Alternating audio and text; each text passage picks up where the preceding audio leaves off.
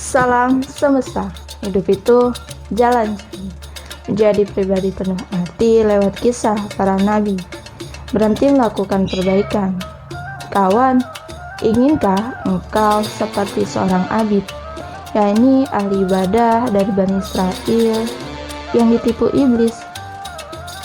Iblis mendatanginya seraya berkata, "Tidak ada gunanya berada di tempat yang penuh kezaliman ini. Pergilah dan habiskanlah waktumu untuk melulu beribadah kepada Allah." Sang abid menerima bisikan tersebut. Setan lalu membiarkannya beribadah selama 10 tahun. 10 tahun kemudian, setan menyambangi 3 orang bersaudara yang hendak bepergian. Ia berkata kepada mereka, "Titipkanlah saudara perempuanmu di tempat pengasingan abid itu. Jangan biarkan ia berada di tengah kota." Ketiga saudara itu berkali-kali meminta kepada sang abid. Akhirnya ia menerimanya. Selanjutnya setan membisiki si abid, "Berilah gadis itu makan dan sapalah." Akhirnya keduanya melakukan zina.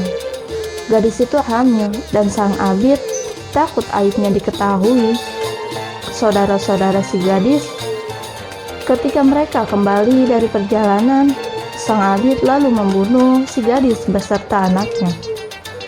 Tibalah waktunya ketiga saudara itu datang untuk menanyakan saudara perempuan mereka. Si abid menjawab, "Ia telah mati." Mereka segera menggali kuburannya, melihat saudara perempuan mereka bersama anaknya mati terbunuh. Mereka menggantung si abid dan hendak membunuhnya. Ketika itulah setan datang dan berkata kepada si abid, "Akulah yang telah membisikkan ini kepadamu, dan engkau rela menerimanya. Bersujudlah kepadaku. Niscaya aku akan menyelamatkanmu dari mereka bertiga." Bagaimana maksiat itu berawal? Dari kesibukan beribadah. Lalu bagaimana ia berakhir? Ia berakhir dengan zina. Kita berlindung kepada Allah. Sang abid akhirnya bersujud kepada setan.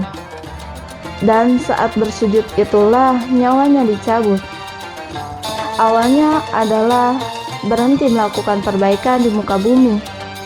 Kita tentu mengetahui banyak pemuda taat yang sekarang tersesat. Mengapa? Karena mereka hanya sibuk beribadah. Kita telah melihat bagaimana jadinya setelah kelima tokoh pelaku perbaikan meninggal dunia. Itu terjadi sebelum Nabi Nuh diutus.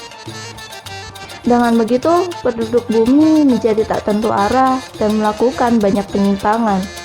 Maka diutuslah Nabi Nuh alaihissalam.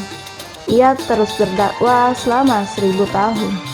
Sekian, hidup itu jalan saya. Salam semesta.